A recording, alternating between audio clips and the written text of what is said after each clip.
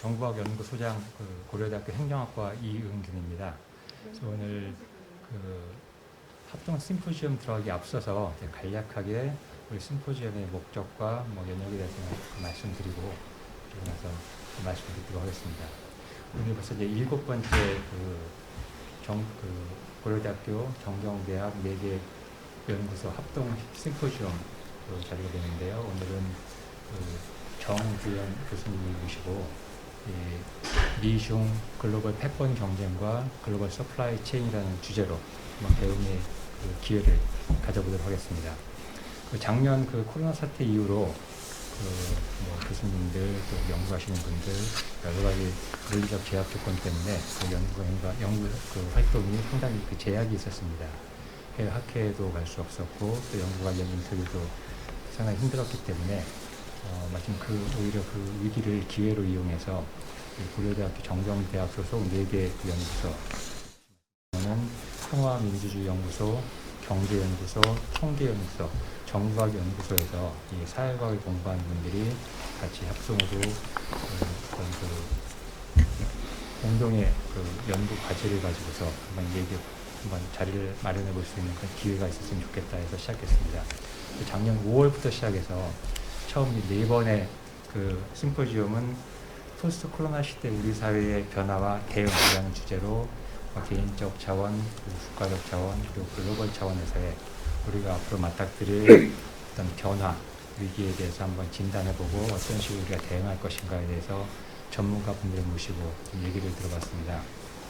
그리고 5차 심포지움에서는 통계로 본 선거, 통계로 본 주식이라는 주제로 또 이 통계 전문가분들 2분 모시고 저희가 얘기를 나눠봤고요. 그리고 지난 8월에는 지속가능 발전과 젠더 역량 강화라는 주제로 또 환경 관련 주제로 6차 심포지움을 열었습니다. 그래서 오늘이 7번째인데 곧 평화민주주의연구소 그리고 경제연구소 소장님이 임기를 마치시고 또 그만두시겠지만 또 후임 소장님들과 함께 이런 좋은 기회를 계속 이어나가려고 합니다. 그래서 오늘 2월에는 통계연구소 주도로 또 아직 주제는 정해지지 않았지만은 계속 8차 합동 심포지엄을 계속 하려고 하고 있습니다. 선생님들 많은 관심과 또 격려를 부탁드리겠습니다. 네, 이은균 교수님 이은균 소장님 감사드립니다.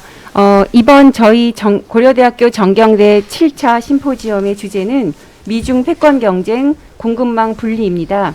글로벌 공급망이라는 것은 국제적으로 제품을 공급하기 위한 연결망이고요. 세계화 시대의 산물이 글로벌 공급망이라고 할 수 있을 것 같습니다. 미중 무역 분쟁 속에 자국 우선주의, 보호무역주의가 확산하면서 글로벌 공급망이 약화되고 원자재가 급등하는 현상을 보이고 있는데요. 특히 지난 팬데믹으로 미국의 공급망이 굉장히 취약한 것이 드러나면서 미국은 지금 반도체, 배터리, 의약품, 히토류 등에서 공급망 분리를 시도하고 있습니다. 미국이 추진하는 새로운 협력체제의 핵심 의제는 소위 말하는 경제협력체제인데요. 기술 패권을 관련해서 디지털 신기술 표준 제정을 하는 것과 안정적 공급망 구축이 될 것이라는 전망이 있지만 WTO 사무총장이 말하듯이 미중 무역 갈등이 세계 무역의 분리로 이어질 수 있다는 우려도 큰 것 같습니다. 이에 더해서 중국발 요소 품귀 사태로 저희도 겪은 요소수 대란에서 보듯이 물류 문제나 노동력 부족 문제로 생산과 공급망 차질 그리고 전략 물자를 어떻게 안정적으로 확보해야 되냐는 문제가 심각해지고 있습니다. 특히 오미크론 공습으로 다시 국경 봉쇄를 하는 나라가 늘어나면서 차츰 조금씩 안정되고 있는 것 같았던 글로벌 공급망에 빨간불이 켜진 상태 속에서 이제 차제의 그런 이전 흔들리는 국제 분업 체계에 대한 근본 대책을 강구할 필요가 있다라는 목소리가 높아지고 있습니다. 이러한 시점에서 이런 문제에 오랫동안 천착하고 계셨었던 정구현 지금 현 제2캠퍼스 대표님이시고 연세대학교 명예교수님이시면서 또 전 서울국제포럼 회장님이셨던 정구현 회장님을 모시고 이러한 문제를 논하게 된 것을 굉장히 기쁘고 영광스럽게 생각합니다.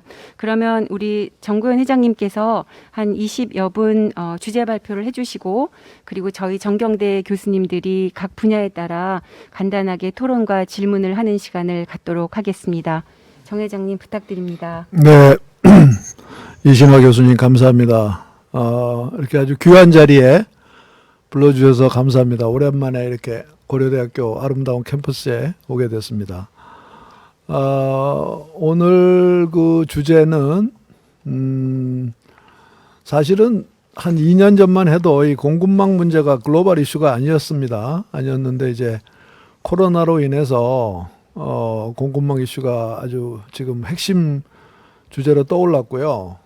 지난 10월에 그 맥킨지라는 컨설팅 회사가 전 세계 기업인들한테 물어봤어요. 앞으로 12개월 동안 당신의 회사 경영에서 뭐가 가장 큰 이슈냐 이렇게 물어보니까는 1번이 공급망 차질이라고 나왔거든요. 그래서 이제 지금은 아주 특히 이제 요즘에 미국의 뭐 인플레 전망에서도 공급망의 차질이 얼마나 해소되느냐 하는 게 아주 핵심적인 지금 그 불확실성인데요.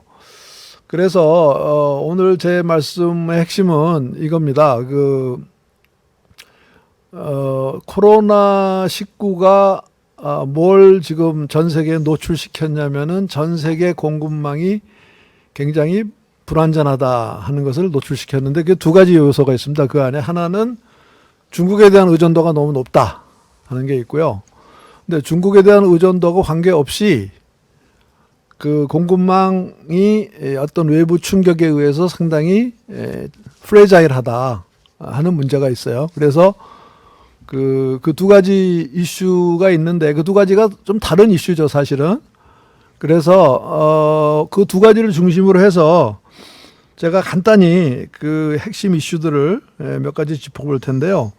이제 결론적으로 말씀드리면 그 지금의 세계적으로 형성된 이 서플라이 체인은 한 30년 동안에 걸쳐서 굉장히 잘 디벨로프된 그런 아주 효율적인 시스템입니다.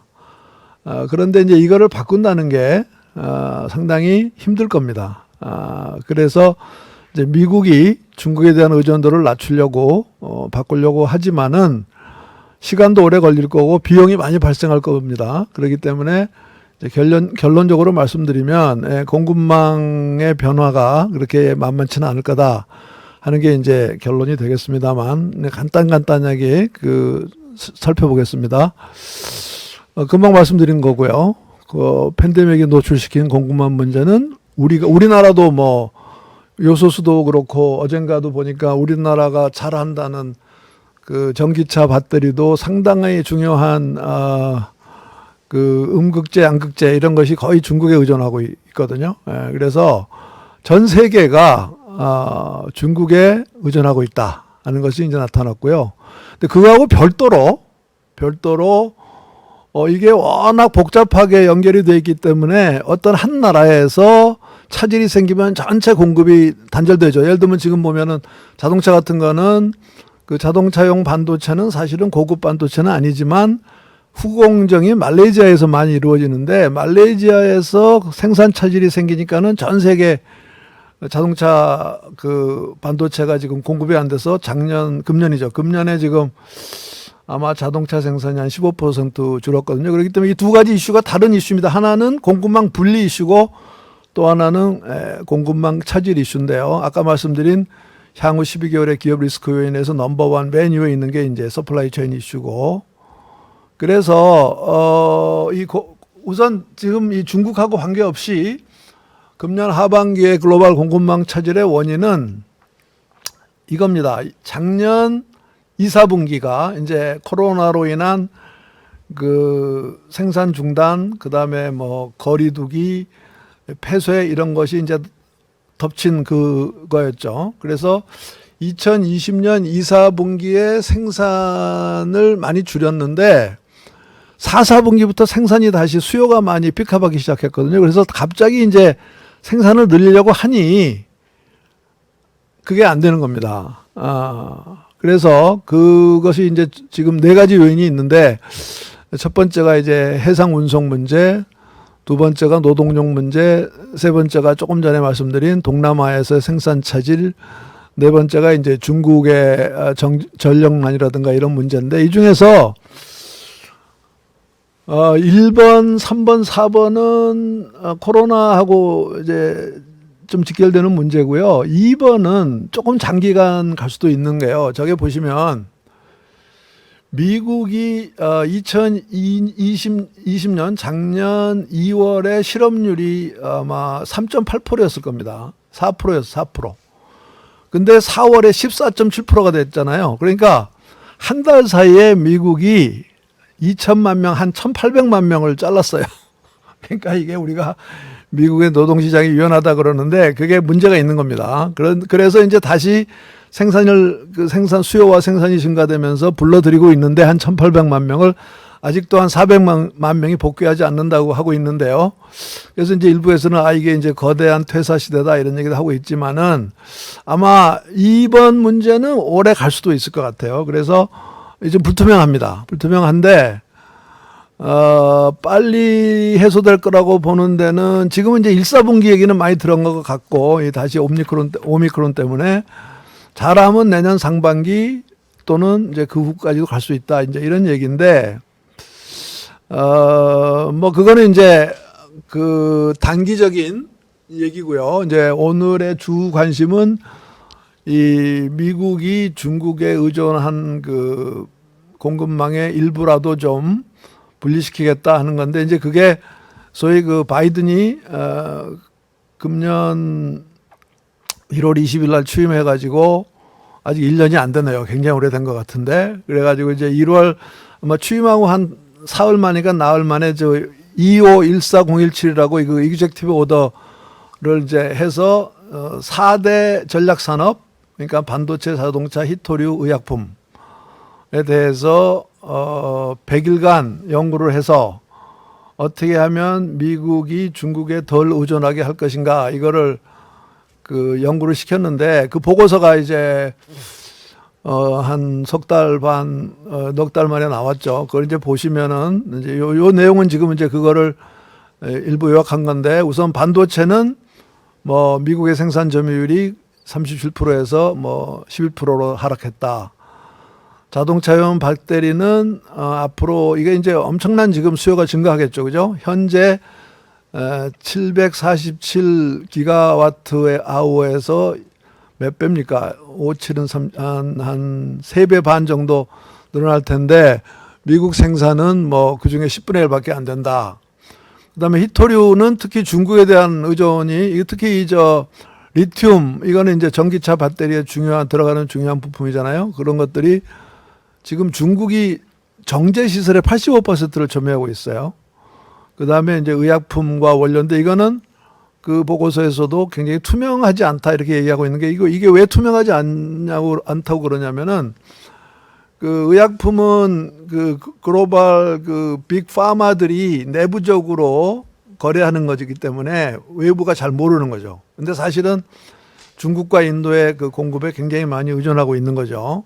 의약품도. 그러니까 이것도 뭐 하다못해 뭐 마스크, 뭐 산소 뭐 호흡기 이런 것까지도 다 지금 중국에 의존하고 있는 건데 그러면서 이제 여러 가지 반성을 하고 있어요. 이 보고서가 재미있는데 예를 들면 미국의 제조 역량이 부족하다. 그다음에 제일 재미있는 게 두 번째라고 저는 생각하는데 미국 자본주의의 단기 업적주의에 흐르고 있다. S&P 500 경상이익의 90%가 주주에게 귀속된다. 이건 굉장히 민주당적인 그런 분배적인 이제 어프로치죠, 그죠? 그리고 뭐 등등의 얘기를 이제 하면서 이제 여러 가지 그걸 제시하고 있는데 사실은 굉장히 좀 실망스러워요. 이 미국의 신산업 정책이라고 했지만 너무나 빤한 소리예요. 뭐 생산 및 혁신 역량 강화, 뭐 반도체 설비에 뭐 얼마를 지원하겠다, 뭐 국방부가 사주겠다. 두 번째는 뭐 시장 경제에서 근로자들이 좀 더 역할을 하겠다. 뭐 정부가 구매자 역할을 하겠다. 그 다음에 뭐 동맹국가 연대 강화하겠다. 뭐 이런 건데요. 사실은 그 트럼프가 중국에 대해서 관세 부과했던 그때에 비해서 이번에 그 바이든의 공급망 분리 정책은 굉장히 마일드하다고 할 수도 있고 또는 우리가 잘해야 되겠다. 그러니까 중국에 대해서 뭘 요구하는 것보다는 우리가 잘해야 되겠다는 쪽으로 많이 지금 흘러 있습니다. 얘기가. 그래서 더 두고 봐야 될 것 같아요. 이게 과연 어느 정도 효과가 있느냐. 왜냐하면 예를 들면 반도체 그러면 이제 굉장히 좀 이따 제가 보여드리겠습니다만 굉장히 복잡한데 사실 반도체 같은 거는 일본, 한국, 대만의 협력이 많이 필요한데 그러면 삼성전자나 TSMC, 대만의 TSMC를 이제 미국에 불러들여야 되잖아요. 뭐 그런 식으로 사실은 미국이 물론 카드가 많이 있지만은 이제 미국 혼자서 하는 게 쉽지가 않은 이제 그런 것들이 있기 때문에 과연 미국의 공급망 분리 노력이 앞으로 될런지 모르겠습니다. 뭐 이거는 그냥 넘어가겠습니다. 왜냐하면 뭐 제가 더 설명할 필요가 없죠. 그 국력이라는 게 결국 기술력을 바탕으로 한 경제력과 군사력이잖아요. 그런데 지금 이제 소위 4차 산업혁명으로 인해서 기술이 아주 근본적으로 바뀌는 지금 시점이거든요. 앞으로 한 5년, 10년. 그런데 그 중에서도 예를 들면 그 5G 같은 데서 중국 회사 화웨이가 1등이잖아요. 그렇기 때문에 미국으로서는 미국이 사실은 독일을 누르고 일본을 누르고 세계 제1의 경제대국이 된 것은 2차 산업혁명 때 누른 거거든요. 독일을. 그래서 미국이 1890년, 1990년에 세계 최대 강국이 됐듯이 미국이 느끼는 위협은 그건 거죠. 4차 산업혁명에서 중국이 굉장히 잘하고 있기 때문에 우리가 중국의 기술력한테 혹시 밀리는 거 아니야? 그게 이제 대표적인 게 5G죠. 왜냐하면 화웨이는 지금 기술력이나 원가면이나 모든 면에서 지금 그야말로 타의 추종을 불허할 정도의 경쟁력이 있는 회사거든요. 그러니까 그거 이제 화웨이를 타겟으로 미국이 지금 이제 여러 가지로 규제를 하고 있지 않습니까? 그렇기 때문에 이제 미중 패권 경쟁은 이제 무역이 아니고 일단은 지금은 기술로 수렴하고 있는 거죠. 그래서 근데 뭐 중국의 기술 추월은 뭐 한 7, 8년 됐다고 볼 수가 있는데 그게 바로 뭐냐면은 제4차 산업혁명이 본격화된 아주 단적인 예는 지금 우리가 말하는 빅텍이라고 그러잖아요. 가파, 뭐 BAT 중국의 이 회사 빅텍들이 세계 100대 기업의 그 시장 가치로 세계 100대 기업에서 상위 한 8개를 차지하기 시작한 게 2013년부터입니다. 그렇게 볼 때 여러 가지 지표가 있지만 지금 한 7, 8년 정도 됐다. 근데 그것에 이제 히스토리로 들어가면은 2001년 WTO 가입부터 시작해서 이제 중국 시장에서의 중국 기업들의 아주 그 피나는 노력들의 결실이다. 이렇게 이제 볼 수가 있겠습니다. 뭐 이것도 그냥 지나가겠고요.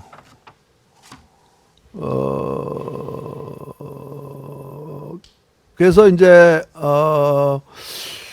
미국은 공급망 분리를 하려고 하는데 중국도 따라서 하려고 하는 것 같아요. 그래서 물론 이제 이 지금 중국의 정책은 내년에 5년 임기 세 번째를 맞이하는 시진핑이 국내 정치적인 목적으로 이 분배를 강조하는 소위 공동부유를 들고 나오면서 플랫폼 독과점 규제나 뭐 데이터 규제, 지금 이제 어제도 디디 추싱이 지금 미국에서 상장 폐지하겠다고 하는 건데 그게 이제 뭐냐면 중국이 100만 명 이상의 소비자의 정보를 가진 그 회사는 해외에 상장을 하려면 중국 정부의 사전 허가를 받아야 된다라는 규제를 새로 만들었거든요. 그래서 그걸 가지고 이제 디디 추싱 보고 다시 들어오라고 하는 거죠. 그래서 그 시진핑의 지금 신기업 및 산업 정책은 그 시진핑의 정치적인 아젠다하고 연결이 돼 있긴 하지만 기본적인 접근을 보면은 중국 기업의 미국의 자본 시장에 대한 의존이라든가 미국 시장에 대한 의존을 좀 줄이려는 그런 노력을 하고 있다고 보여지기 때문에 미국이 공급망에서 중국과 분리하겠다는 것을 중국도 자기 나라 경제의 리스크를 줄이기 위해서 어느 정도 수용하는 이제 그런 그 움직임이 현재 있다 이렇게 볼 수가 있겠습니다. 그런데 원론적으로 들어가면은요, 이 글로벌 밸류 체인이라는 거는 역사가 굉장히 오래됐거든요. 사실은 한국이 수출을 하기 시작한 70년대 초부터 미국 기업들이 옵쇼어링을 해서 한 거고, 특히 언제부터 이게 본격화됐냐면은 92년부터 본격화됐습니다. 글로벌 밸류 체인이 지금처럼 이렇게 아주 정교하게 발전된 거는 두 가지 요인 때문이다. 하나는 92년에 중국이 본격적인 개방을 시작했죠. 냉전 끝난 다음 해죠. 예, 그러면서 이제 그 전까지는 중국이 4대 항구만 경제 특구만 개방했지만 이제 92년부터 국가 경제를 전면적으로 개방했고, 그리고 이제 90년대 초부터 디지털, 그때는 이제 정보화죠. 정보화로 인해서 PC, 그리고 이제 그 후에는 모바일 폰, 이러한 제품들이 그 분업형으로 생산된 거죠. 그러면서 이 두 가지 때문에, 그러니까 ICT의 발전과 중국 시장의 개방이라는 두 가지 요인이 92년 이후에 세계 글로벌 밸류 체인이 엄청나게 발전하는데 아주 기여를 많이 했습니다. 그래서 이제 지금이 이런 건데, 물론 중국은 2005년경부터 그 가공무역을 줄이기 위해서 이 글로벌 밸류 체인에 대해서 조금씩 규제를 하기 시작했기 때문에, 사실은 글로벌 밸류 체인은 아마 극성기는 1900년부터 2010년까지 1990년부터 2010년까지 한 20년이 극성기고, 이제 2010년부터 조금씩 그 성장이 둔화되다가 이제 이번에 코로나19가 오면서 이제 이런 형태로 극도로 분업화된 그러한 생산 체제는 안 되겠다라는 인식을 했기 때문에, 아마 지금부터 글쎄 얼마나 계속될지 모르겠지만 이제 서서히 글로벌 밸류 체인이 이제 좀 성장이 둔화되거나 약화되거나 또는 성장이 줄거나 그렇게 되지 않을까 봅니다. 근데 이게 쉽지가 않은 게, 여러분들 보시면 반도체 하나만 봐도요,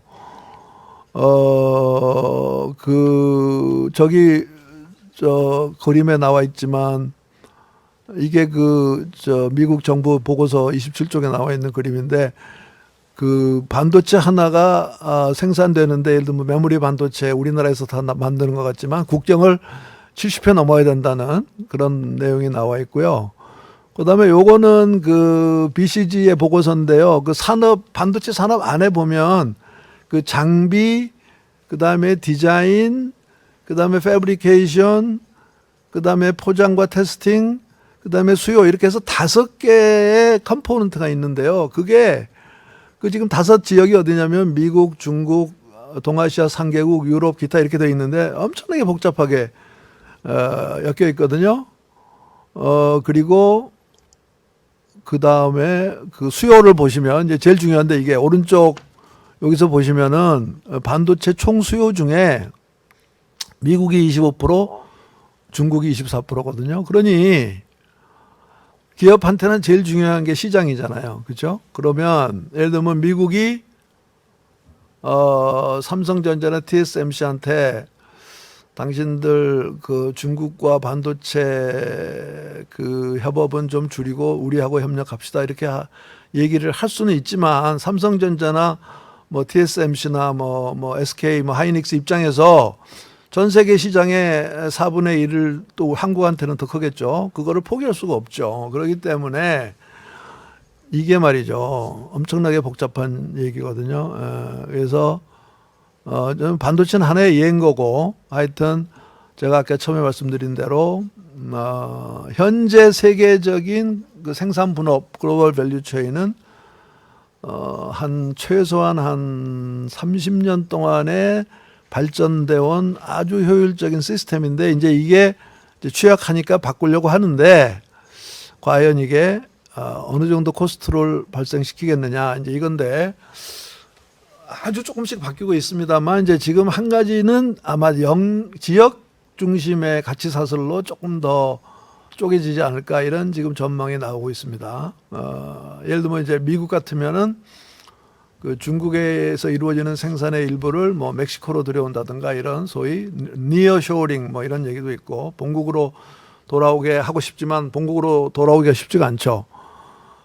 그래서 결과적으로는 세계의 공급 체인이 그 미국 북미 중심의 하나의 공급 체인, 그 다음에 EU와 독일을 중심으로 한 하나의 또 공급 체인, 그리고 중국, 아세안, 한일, 대만을 중심으로 한 공급 체인. 이렇게 아마 세 가지로 조금 이렇게 정리가 되겠지만 100% 그렇게 된다는 게 아니고 어떤 것들은 글로벌리 남아 있지만 어떤 것들은 리저널리 좀 오는 아마 그런 모습으로 오지 않을까 봅니다만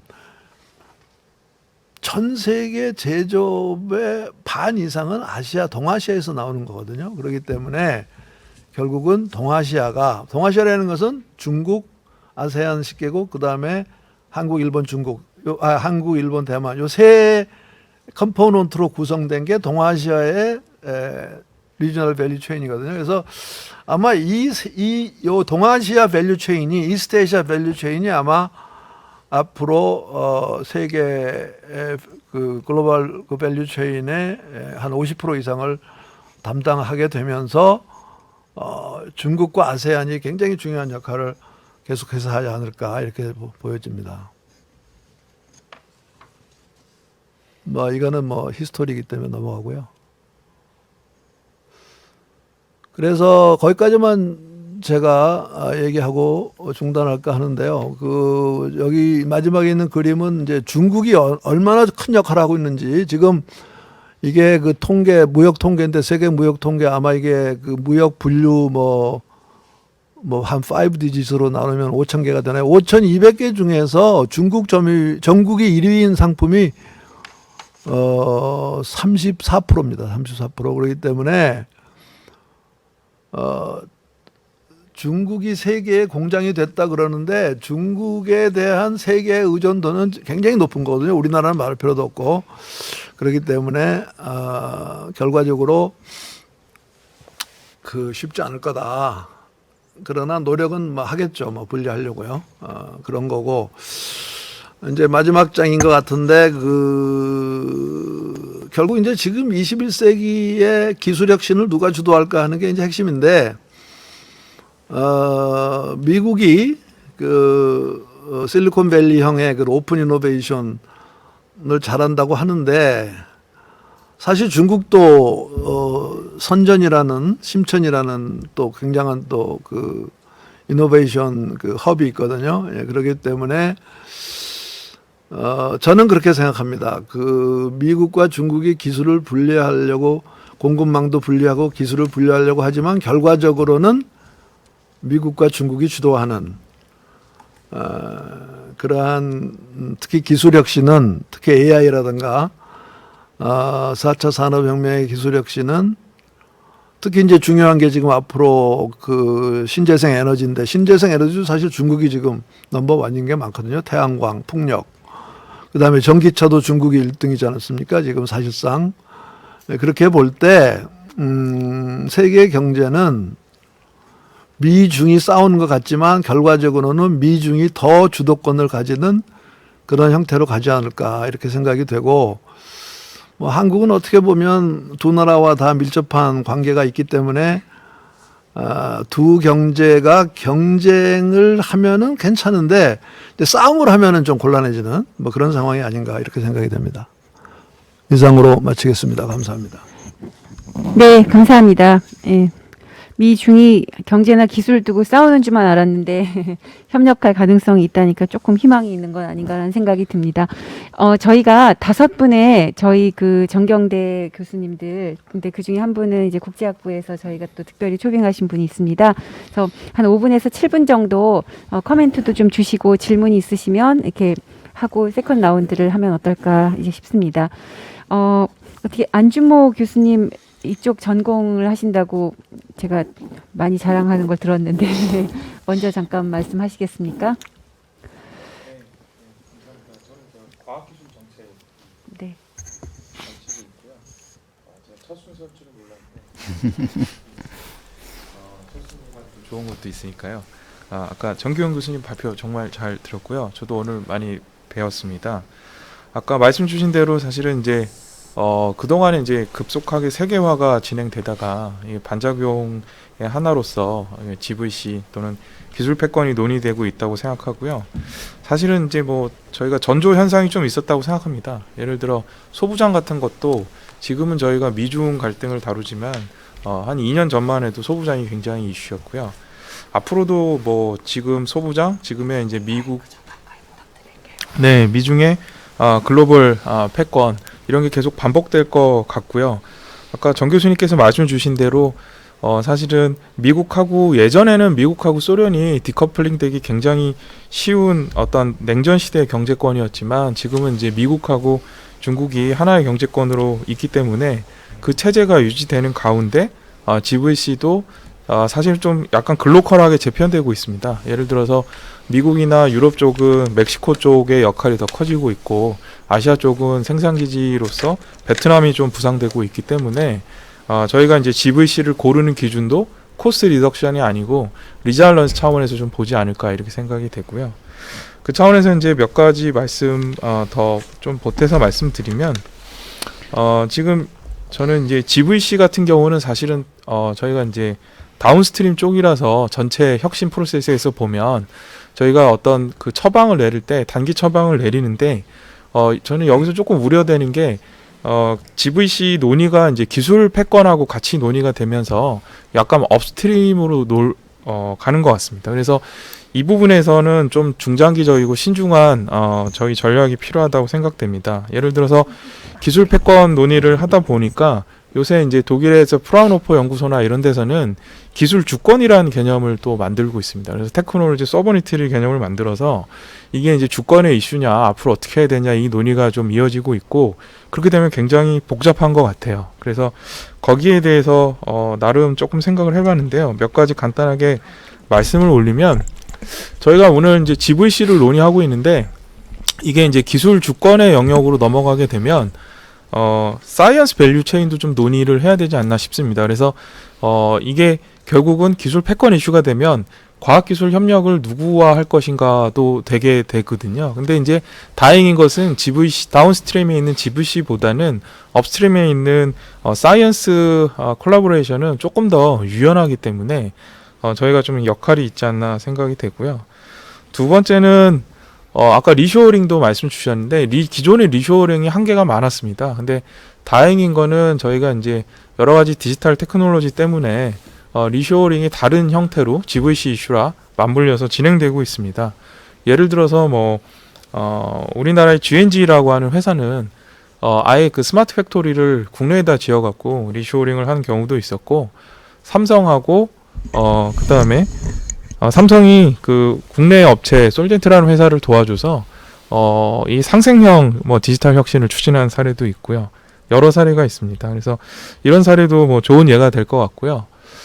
저는 또 이 GVC 그다음에 GVC가 이제 기술 패권 이슈로 올라가게 되면 인재도 굉장히 중요한 것 같습니다. 그래서 저희가 인재에 대해서는 항상 브레인 드레인 이슈를 다뤘는데 브레인 드레인이냐 브레인 게인이냐 이슈를 다뤘는데 미국 회사들 같은 경우는 리쇼어링을 하는 이유 중에 하나로 가장 중요하게 꼽는 게 인재 얘기를 하더라고요. 그래서 저희가 이제 미국 회사가 글로벌로 나가봤는데 생산은 되지만 마음에 드는 인재가 없다. 그래서 리쇼어링을 결정하게 됐다고 얘기를 합니다. 그래서 만약에 미중 갈등이 조금 더 첨예하게 되면 실리콘밸리나 주요 포스트에 있는 어떤 중국 인재들에 대한 그 리플레이스를 누가 할 것인가 라고는 문제를 직면하게 될 것 같고요. 그렇게 되면 사실 인도, 한국, 일본 정도가 아마 대안이 될 것 같습니다. 그래서 저희가 브레인 드레인 이슈만 고민하기보다는 과감하게 브레인 서큘레이션 이슈를 고민해야 되지 않나 이렇게 생각이 됩니다. 그래서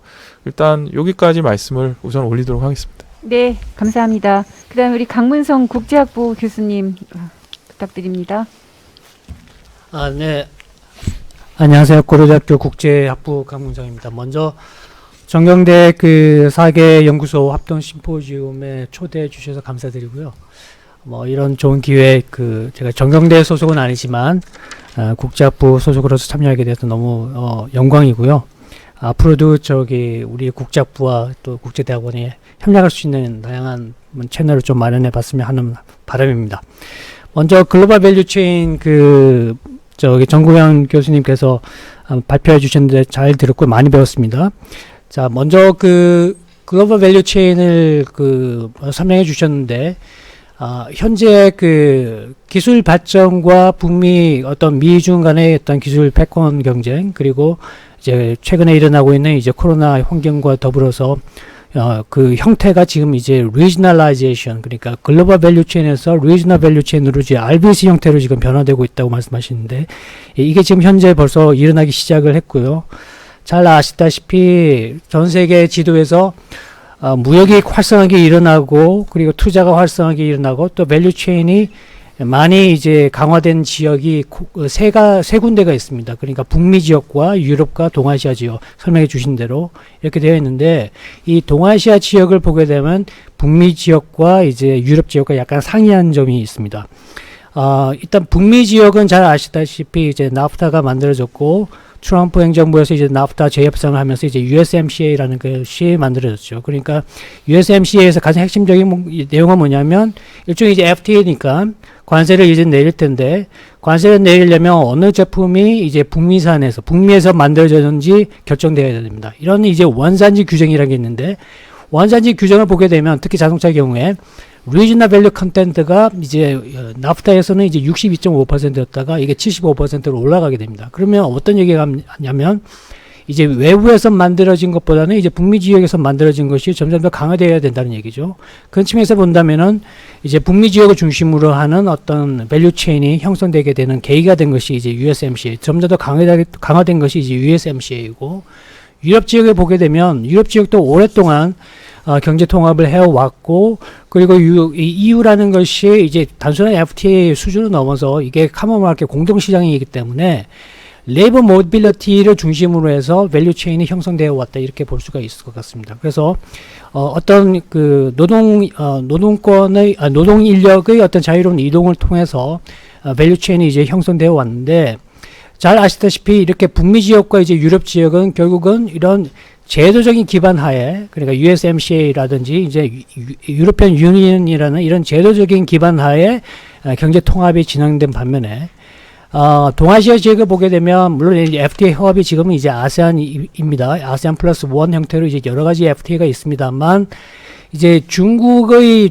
이제 큰 시장을 활용한 어떤 마켓 드리븐 이코노미 인테그레이션이 이어졌거든요. 어떤 FTA와 같은 이런 인스티튜셔널 중심의 어떤 경제 통합이 아니라 마켓 중심의 이제 이 경제 통합이 진행되어 왔었는데, 이제 미중 패권 경쟁이 심화되고 이렇게 되면서 이제 점점 더 이제 중국의 시장의 중요성이 이제 상대적으로 점점 더 이제 하락하게 되면서, 앞으로 어떤 방향으로 이제 밸류 체인이 동아시아 지역에서 만들어질 건지가 상당히 초미의 관심사입니다. 근데 이제 하나 저희가 좀 유심히 살펴보아야 될 게 이제 RCEP인데, 영내 그러니까 포괄적 경제 동반자 협정. 이게 이제 RCEP이 우리나라도 이제 지난 12월 2일 날 국회 비준을 통과했습니다. 그래서 RCEP이 이제 한국에서는 내년 2월에 발효가 되고, 대부분의 국가는 벌써 국회 비준을 끝냈기 때문에 내년 1월 1일 날짜로 이제 발효가 되는 거죠. 물론 이제 인도네시아, 필리핀, 미얀마 이런 국가는 아직 국회 비준 중인 단계인 나라이고, 결국 이제 RCEP이 만약에 이 체결이 된다면, 과연 이 동아시아 지역도 어떤 북미나 유럽이 했던 것처럼 인스티튜셔널한 이코노미 인테그레이션이 얼마나 일어날 수 있을지, 이것이 좀 궁금한 그런 상황입니다. 그래서 이제 정구영 교수님께 하나의 질문 드리고 싶은 거는, 기존의 어떤 북미와 유럽 지역의 그 역사를 보게 되면, 밸류 체인의 역사를 보게 되면 결국 인스티튜셔널한 이코노미 인테그레이션이 상당히 중요했는데, 동아시아 지역의 지금까지 보여왔던 이런 마켓 드리븐 이코노미 인테그레이션이 과연 RCEP을 통해서 인스티튜셔널한 이코노미 인테그레이션으로 나아갈 수 있을지 어떻게 생각하실지 좀 여쭤보고 싶습니다. 그리고 뭐 결국은 이제 한국의 대응인데 한국의 대응 측면에서 보면은 이제 가장 중요한 것이 저희가 이제 미국과 중국 사이에서 과연 어떻게 해야 되느냐라는 부분입니다. 요소수 문제에서도 이제 나타났지만 이제 중국의 갑작스러운 이제 수출 통제로 인해서 이제 요소수 사태가 발생을 했는데 또 외교적으로 어쩔 수 없이 우리가 이제 중국 정부에 연락을 해서 요소수 공급망 문제를 조금 해결해 달라고 요청을 할 수밖에 없는 그런 상황이었거든요. 그러면 반대로 만약에 이제 중국 정부가 그렇잖아요. 이제 며칠 전에 이제 양재츠 그 외교 담당 정치국원이 이제 한국을 방문해서 청와대 서훈 이제 안보실장과 이제 면담을 가졌습니다. 그때도 이제 양재츠 이 담당이 얘기했던 것이 이제 공급망 문제를 좀 같이 협력을 했으면 좋겠다 이런 식으로 얘기를 했거든요. 그러면 중국 입장에서 보면 결국 반도체가 중요할 텐데 만약에 중국이 한국 정부에다가 반도체 공급망을 협력을 하자라고 이제 요청을 했었을 때 과연 우리는 어떻게 해야 되는 건지 미국과의 어떤 어떤 중국 전제에 동참해야 될 그런 상황이 있으면서 동시에 중국이 이런 노골적인 요청이 들어왔을 때 과연 우리의 선택은 무엇인지 이런 것도 조금 고민해 봐야 되지 않을까라는 생각을 해 보았습니다. 그리고 이 하나 더 추가해서 말씀드리고 싶은 거는 이 통상 문제가 상당히 이제 다변화되고 융합되어 가고 있다는 것을 말씀드리고 싶습니다. 아까 히토류 이제 정제 과정에서 중국 의존도가 상당히 높다고 말씀하셨는데 이거는 뭐 어쩔 수 없이 이제 중국이 높은 이유는 중국이 이제 환경 기준이 낮기 때문이죠. 히토류를 정제하는 과정에서 상당한 오염 물질이 이제 발생하는데 선진국에서는 예를 들어서 미국 같은 경우에는 이제 히토류를 있더라도 이걸 정제하려면 상당한 이제 환경 오염 부담이 있기 때문에 쉽게 하지 못하는 거죠. 그런 측면에서 본다면은 과연 이게 환경 기준이 점점 더 강화된다면 어떻게 될 것인지 중국의 어떤 히토류 정제 산업 역시 어느 정도 타격을 입을 수밖에 없고 그러니까 중국 정부가 만약에 환경 기준을 높여야 된다는 그런 리퀘어먼트가 점점 더 강해진다면 그렇게 된다면 어떤 그 반도체의 원료 같은 경우에 이제 단가도 더 올라갈 테고 그러면 상대적으로 또 중국의 어떤 그 시장 점유율이 점점 더 하락할 가능성도 없지 않아 있다 이렇게 보여지기 때문에 결국 이런 문제들이 결국 환경 기준과도 결국 연계되어 있다 이렇게 볼 수가 있을 것 같습니다. 그래서 이게 통상 문제를 지금은 뭐 과거에는 뭐 국제 경제학에서 바라보고 했었는데 이제는 국제 법도 알아야 되고 국제 정치적 역학관계도 알아야 되고 최근에 이제 기술 발전이 어느 방향으로 가고 있는지도 좀 고민을 해야 되기 때문에 그리고 뭐 최근에 뭐 노동이나 환경, 인권 이런 문제도 다 포괄해서 이제 국제 통상 환경이 지금 변화하고 있기 때문에 조금 더 융합적으로 국제 통상 문제를 지켜봐야 되지 않을까라는 생각을 해봅니다. 이상입니다. 네, 감사합니다. 뭐 지정학 시대를 지나서 지경학, 요즘은 기지학 뭐 이렇게 해서 기술까지 넣는 얘기를 하는데 좀 중요한 문제인 것 같습니다. 그다음에 저희 그 강성진 경제학과 교수님이시면서 저희 경제연구소 소장님이신 강성학 교수님, 강성진 교수님, 부탁드립니다. 예, 감사합니다. 예, 경제학과의 강성진입니다. 좀 말씀 잘 들었습니다. 저는 뭐 경제학을 하기 때문에 저는 두 가지에서 좀 한번 시각을 좀 보려고 합니다. 왜 글로벌 서플라이 체인이 왜 갑자기 최근에 들어서 이제 새삼스럽게 등장하고 있는가? 왜 미국, 중국의 어떤 패권이 왜 이렇게 논의가 되고 있는가라는 부분하고 그럼 한국에서는 어떻게 대응하는 게 좋은가? 한국의 전략이 무엇인가? 근데 사실 보면 저희들도 그 소련하고 한국을 중심으로 한 그 한반도를 중심으로 한 소련과 이제 미국이 싸움할 때 보면은 사실은 서로 이 무역이 안 이루어졌잖아요. 소련은 소련 내에서 무역이 이루어졌고 자본주의 체제는 자본주의 체제로 이루어졌기 때문에 경제 전쟁보다는 정치 전쟁이 앞섰던 거거든요. 근데 그러다가 이제 소련이 무너지면서 중국이 등장하기 이전에 개발도상국으로 등장하기 이전에 미국이 주권을 주권을 행사하면서 큰 문제가 없었는데 저는 가장 근본적인 거는 중국이 이제 상당히 등장하게 됐다. 위로 올라왔다. 그것이 출발점이 아니었나 생각이 드는데요. 왜냐하면 경제학적으로 아까 강문성 교수님도 말씀하셨지만 경제학은 글로벌 그 분업 체계에 의해서 비교우의 의론에 의해서 무역에 의해서 경제 성장이 이루어진다라고 하는 정치와 전혀 독립적인 차원의 이제 출발이 돼 있었는데 그게 왜 자꾸 정치가 들어가냐라는 건데 현상적으로 보면은 최근에 이제 중국과 호주 간의 석탄 문제 무역 분쟁하고 러시아의 이제 LNG 가격 올리면서 이제 그런 시작이 출발됐다고 보고요. 그 다음에 이제 코로나가 결정적인 역할은 했죠. 코로나가 아까 말씀하신 4가지 요인 중에 그 노동력들이 이동이 제한이 되면서 이제 근본적으로 이제 물류 대란이 일어나고 했는데 피상적으로나 현상적으로 오면 그것이라고 보는데 저는 그 안에 숨어 있는 어떤 그 정치 경제적인 요인이 있지 않나 생각을 하거든요. 가장 최근에 저희들이 보면 한국이 경제 성장을 하면서 끝까지 국제무역 수지에서 흑자를 못 본 나라가 일본이지 않습니까? 근데 일본이라는 나라에도 우리가 왜 어떤 행사를 못 했냐면은 그게 글로벌 서플라이 체인이 굉장히 강하게 됐기 때문에 그런 거죠. 그래서 우리가 경제 성장하면 할수록 일본과의 국제무역 수지 적자는 커지는 구조이기 때문에 우리가 무역 수지 흑자를 한다는 얘기를 일본하고 못 했죠. 근데 그걸 아직까지는 문제를 제기를 못 했던 게 결국은 그 적자를 보지만 전 세계적인 글로벌 수출을 통해서 우리는 이익을 더 많이 받기 때문에 그런 문제가 생겼거든요. 근데 최근에 등장하면서 한국과 일본 간의 관계도 그렇고 이 정치 외교적인 문제가 들어오면서 이게 하나의 전쟁의 수단이 되어버렸다는 얘기죠. 거기에 최근에 코로나 아까 말씀드렸던 코로나 문제가 생기면서 그게 하나의 이제 저는 핑계라고 봐요. 핑계라고 보는데 왜 이게 앞으로 문제가 되냐면은 이 제4차 산업혁명이라고 하는 디지털 전환 시대, 그 다음에 기후변화, 이제 탄소 제로라고 하고 있는 그 에너지 전환 문제는 결국은 누가 선두를 갖고 누가 먼저 이 패권을 갖느냐가 굉장히 중요한 앞으로의 경제 전쟁에서 핵심이라고 보는데 저는 미국이 그거에 대해서 중국에 대해서 위기를 느끼고 있지 않나 생각을 합니다. 그 밸류 체인이 지금 갖고 있는 서플라이 체인이 중국에서 상당히 주도를 하고 있고 신재생 에너지도 사실은 중국이 제일 앞서가잖아요. 태양광이나 이런 부분.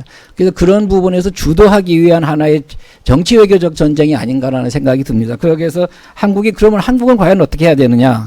한국도 사실 보면은 저도 오기 전에 간단히 데이터를 뽑아봤는데요. 이 수입 의존도를 보면은 91년에 중국하고의 우리가 수입이 5%가 안 됐거든요. 거기에 이제 당시에 미국하고 일본이 거의 한 25%씩해서 50% 이상을 미국, 일본이 점유를 합니다. 근데 지금은 반대가 됐어요. 2019년 기준으로 보면은 중국에 대한 수입 의존도가 거의 한 23, 4%까지 가 있고, 미국하고 일본, EU를 합해봐야 한 30%가 안 됩니다. 지금요. 결국은 한국의 지금 그 무역 의존도가 중국 중심에서 과거에 미국, 일본 중심에서 이제 중국 중심으로 바뀌었고, 그 다음에 이제 우리가 간단하게 HS2 디짓별로 국가별 연도별 수입 비중을 보면은 91년에 중국에 대한 그 품목별이요. 그걸 보면은 10%가 안 됐거든요. 지금 거의 30%가 넘습니다. 결국 굉장히 우리가 지금 정치 외교적 차원을 떠나가지고 무역 상황에서 보면은 중국에 대한 의존도가 굉장히 높다는 얘기죠. 그거를 미국, 일본을 이제 합친 거 이상으로 올라가고 있는데 그러면 정치 외교적 차원에서를 떠나서 경제적 차원하고 지금 정치 외교적 차원 굉장히 대립이 될 수밖에 없다라는 거죠. 그럼 거기에 어디로 가야 되느냐 우리가? 그럼 이제 정치 외교적 차원에서는 미국하고 일본으로 가야 되는데 갔을 경우에 그 피해를 어떻게 감당할 것이냐라는 거죠. 그 다음에 만약에 경제를 쫓아가지고 중국으로 붙었다. 그러면 미국이나 일본이라는 정치 외교적 패권 전쟁에서 우리는 어디로 가야 될 것이냐. 저는 그게 하나의 과제라고 봅니다. 단순히 어떤 글로벌 스탠다드 이런 개념을 떠나서 아니면 지역적 관계를 떠나서 한국이라는 입장은 정치 외교적인 그 위치하고 경제적 위치가 굉장히 따로 놀고 있다라는 거죠. 거기에 한국에 지금 문제가 있지 않나 생각이 들고요. 그래서 이게 굉장히 현명한 대책이 필요하다고 보고 또 그다음 마지막으로 이제 키의 산업연구원에서 분석한 거를 보면은 HSD 지수로 한 6단위까지 가면 한 5,300개 정도가 나오는데요. 그 중에서 수입 의존도가 50%로 알고 있는데 50% 이상 되는 게 1,088개입니다. 5분의 1이에요. 5분의 1이 그 중에 중간자가 604개입니다. 근데 만약에 우리가 이 글로벌 공급망이라는 채널에서 빠져나갔을 때 중국하고 빠져나갔을 때 그거는 과연 어디에서 대처를 해야 될 것이냐라는 게 저는 앞으로 한국이 정치 외교적인 문제만 아니라 경제적인 문제를 같이 묶었을 때 과연 어떻게 대처할 것인가라는 굉장히 딜레마가 아닐까 이렇게 생각을 합니다. 이 정도입니다. 네, 감사합니다. 아까 마지막에 강성진 교수님 말씀하신 거 그래서 우리가 안미경중으로 정치 외교학 과학자들이 고민을 많이 하는데 제가 어느 회의에서 들어보니까 일본판 남미 경중도 있다고 하더라고요. 그러니까 일본 정부는 미국이랑 가까워지려고 하는데 일본 기업들은 중국하고 가까울 수밖에 없다라는 고민이 있다고 하는 거 보면 일본도 또 나름 고민은 있는 것 같습니다. 지금 회장님 세 분이 지금 이제 얘기를 하셨는데 저희 정치 외교팀으로 넘어가기 전에 답하실 거나 코멘트나 미처 말씀 못 하신 거 간단히 얘기해 주시면 감사하겠습니다. 네.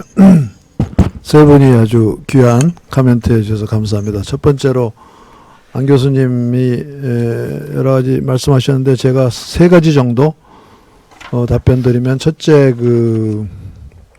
제가 아까 발제할 때 강조를 했어야 되는데 못한 게 뭐냐면 이 미중 공급망 분리는 정치적인 슬로건인데요. 실제로 공급망 분리를 하는 건 기업이잖아요. 그죠? 그런데 기업이 그러면 예를 들어서 미국 기업이 정부가 공급망 분리한다 그래서 과연 하겠느냐. 예를 들면 애플이 모바일 폰 팍스콘한테 이제 생산을 하청하고 있지 않습니까? 대만 회사지만 중국에 대부분의 공장이 있었죠. 그러면 애플이 팍스콘한테 공장 일부를 말레이시아나 어디로 좀 옮겨서 일부 한 10%나 20%는 거기서 생산하면 좋겠다 이렇게 할 수는 있지만 사실은 기업은 자기 이익에 의해서 움직이는 거거든요. 그렇기 때문에 우리가 이 공급망 분리하실 때 항상 생각하셔야 되는 게 기업이 과연 미국 정부 말대로 움직이겠느냐. 아주 일부 품목에 대해서는 전략적으로 움직이겠지만 대부분의 품목에 대해서는 정부가 일일이 나서서 간섭할 수가 없지 않습니까? 예, 그렇게 볼 때 실제로 우리가 기업들한테 물어보면 지금 미국 기업들이 중국에서 떠난다는 사인은 거의 없거든요. 오히려 미국 기업들이 중국 내에서 R&D를 더하면 더하고 미국 과학자들과 중국 과학자들 간의 협업이 늘면 늘었지 오히려 안 줄어들고 있기 때문에 정치적인 슬로건으로서의 공급망 분리와 실제 기업의 행동과는 상당한 괴리가 있을 수 있다는 것이 첫 번째 포인트고, 두 번째 아까 다운스트림, 업스트림 말씀하셨는데 사실 한국이 중국의 우리 지금 수출의 한 24% 정도 작년 기준으로 이제 중국으로 가지 않습니까? 근데 한국의 대중국 수출의 90% 이상이 소위 소부장입니다. 특히 소재 부품 소재입니다. 소비재는 6%입니다. 6%. 그리고 사드 사태 때 2017년 중국이 한국의 화장품 관광객 규제 등등 했지만 또 한류 이 부품 소재는 하나도 손 못 댔거든요. 그렇기 때문에 한국에 중국에 보내는 소재 부품이 우리가 중국에 대한 무역 의존도다 이렇게 얘기하는 것도 정확하진 얘기는 아니에요. 왜? 중국도 한국에 의존하고 있는 거거든요. 왜냐하면 중국도 한국이 제일 유리한 매력적인 서플라이어이기 때문에 한국에 의존하겠죠. 그렇게 볼 때 이게요. 아까 이제 마지막에 강선진 교수님 말씀하고 연결되는데 저는 한국이 고민할 뿐만 아니라 미국도 고민하는 게 바이든이 이제 내년 11월에 중간 선거 해야 되는데 지금 인플레가 제일 큰 이슈 아닙니까? 미국 경제. 그러면 미국에서 지금 인플레이션 파이팅 하는데 가장 효과적인 게 중국에서 싼 공산품 수입하는 게 가장 효과적이기 때문에 바이든이 지금부터 중국에 대해서 유화 정책을 쓰면서 트럼프가 부과했던 일부 관세를 아마 내리는 협상을 시작할 거라고 저는 봅니다. 그렇기 때문에 이게요. 퍼센티지 물론 한국의 수출의 25%는 중국으로 하고 중국의 수출은 몇 프로인지 모르지만 6, 7%만 한국에 온다 그랬을 때 의존도가 좀 다르긴 하지만 그러나 서로 의존하고 있다 하는 점을 좀 강조드리고 싶고, 그 다음에 이제 강문성 교수님 말씀하신 것 중에 RCEP 말씀하셨는데 RCEP은 잘 아시다시피 아주 약한 FTA잖아요. 그리고 동아시아에는 어차피 이러한 FTA의 포멀한 어그리먼트 없이 무역이 발전해 왔기 때문에 저는 RCEP이 동아시아 분업이나 무역에 미치는 영향은 굉장히 마지널하지 않을까 이렇게 생각이 되고요. 이제 특히나 이제 뭐 미국이 다시 뭐 CPTPP로 돌아온다 뭐 이렇게 얘기하고 있는데 CPTPP가 더 TPP가 더 활성화되면 또 이제 RCEP과 경쟁하는 문제가 또 생기기 때문에 저는 RCEP는 별로 그렇게 지금 우리 논의에서 큰 비중을 차지한다고는 생각 안 합니다. 그리고 그 반도체 이제 지금 어려운데 그 반도체에서 제가 반도체 하는 사람들한테 물어보면요. 반도체가 크게 보면 제품이 두 가지잖아요. 하나는 메모리 반도체가 있고 하나는 시스템 반도체가 있는데 메모리 반도체는 코모디티로 보기 때문에 그거에 대해서 규제를 하지는 않을 거라고 그럽니다. 이제 시스템 반도체가 이제 앞으로 어떻게 되느냐인데 시스템 반도체는 디자인 역량은 미국이 갖고 있지 않습니까? 그렇기 때문에 앞으로 반도체 싸움은 시스템 반도체에서의 분업인데 한국은 이게 약하니까 현재는 메모리가 강하기 때문에 약간은 한쪽에서 이제 벗어나 있고 오히려 더 큰 압력을 받을 회사가 아마 TSMC일 것 같아요. TSMC는 지금 거의 시스템 반도체를 하고 있으니까 이제 지금 일본과 미국이 TSMC를 이제 끌어들여 가지고 중국과 좀 거리를 두려고 하는데 이제 이게 어떻게 될는지 하는 게 굉장히 앞으로 재밌는 게임이 될 것 같습니다. 다른 돈 질문도 많았지만 그 정도로 네. 마치겠습니다. 혹시 세 분 중에 저기 정 회장님이 말씀하신 거나 다른 부분에 대해서 잠깐 언급하고 하실 분 없으세요? 강 교수님, 없습니다. RCEP에 대해서 없으세요? 저도 전적으로 동의합니다. 네, 그러면 일단 다른 두 분 말씀 먼저 듣고 또 우리 이은근 교수님도 하실 말씀 있으면 한 말씀 해주셨으면 감사하겠습니다. 김성원 교수님, 우리 정치외교학과에. 네, 안녕하세요. 저는 정치외교학과의 김성원입니다. 우선 오늘 명쾌한 발표를 해주신 정구영 교수님께 감사드립니다. 또한 정경대 각 학과가 이렇게 모여서 논의를 할 수 있는 생산적인 자리를 마련해주신 정경대학의 각 연구소 소장님들께도 감사드립니다. 저는 오늘 발표 내용 중 미중 경쟁의 양상에 대해서 결국 경제력과 군사력에 있어서 기술 혁신이 중요하기 때문에 미중 패권 경쟁은 기술로 수렴하고 있다라고 설명해 주신 부분을 굉장히 흥미롭게 들었습니다. 근데 또 한편으로는 장기적 관점에서의 미중 간 전략적 경쟁이라는 틀에서만 현재의 공급망 차질에 대한 우려를 이해하기에는 얼마 전까지만 해도 미국의 반도체 공급망에 대한 논의가 거의 없었다는 점에서 이 뉴욕타임스의 피터슨 인스티튜트의 체드 바운과 다트머스의 더글라스 어윈의 칼럼 제목처럼 왜 갑자기 모두가 공급망에 대해서 걱정을 하는가 하는 의문을 던질 수도 있을 것입니다. 미중 전략 경쟁에 대한 논의는 한두 해 전에 나온 이야기가 아닌데 왜 갑자기 공급망 이슈가 주목받고 있는지에 대한 답은 정구영 교수님께서 팬데믹이 어떻게 글로벌 공급망 차질을 가져왔는지에 대해 이미 설명해 주셨습니다. 또 동시에 현재의 공급망 차질은 내년 상반기에는 충분히 완화될 수 있을 것이라고도 말씀해 주셨습니다. 그렇다면 미국은 왜 내년 상반기에는 완화될 수 있는 공급망 문제를 대규모 재원을 도입하는 하나의 산업 정책으로 볼 수 있는 그런 정책으로 해결하려고 하는 것인지에 대한 의문이 제기될 수 있을 것입니다. 중국이 기술력에 있어서 미국을 추월하고 있다기엔 아직 미국이 기술 여러 가지 측면에서 중국보다 월등히 앞서고 있고 특히 5G나 통신 분야 이외에는 아직은 미국이 중국의 기술 추월에 대해서 아직 크게 우려하고 있지 않는 상황에서 미국이 왜 이렇게 대규모 산업 정책을 통해 중국을 견제하려고 하는 모습을 보이는지에 대해 이해하기 위해서는 저는 추가적으로 국내 정치적 설명이 덧붙여져야 한다고 생각을 합니다. 그래서 저는 아주 간략하게 중국과의 무역 경쟁이 미국에 국내적으로 어떠한 영향을 미쳤고 또 미중 무역 갈등과 기술 경쟁에 있어서 어떤 함의가 있는지에 대해 조금 얘기를 덧붙이고자 합니다. 미중 무역 전쟁의 직접적인 시작은 트럼프의 당선이라고 볼 수 있는데요. 트럼프의 당선을 이해하는 데 있어서 중요한 국내 정치적 지형은 중국과의 무역 경쟁에 대한 노출도입니다. 이미 정말 많이 얘기가 되었듯이 세계화의 패자, 그리고 자유무역으로부터 경제적 손실을 본 지역, 특히 중국으로부터의 수입 경쟁에 더 많이 노출된 지역일수록 트럼프에 대한 지지가 더 높았다는 여러 결과가 있습니다. 그리고 트럼프의 당선은 미중 무역 전쟁으로 이어졌는데요.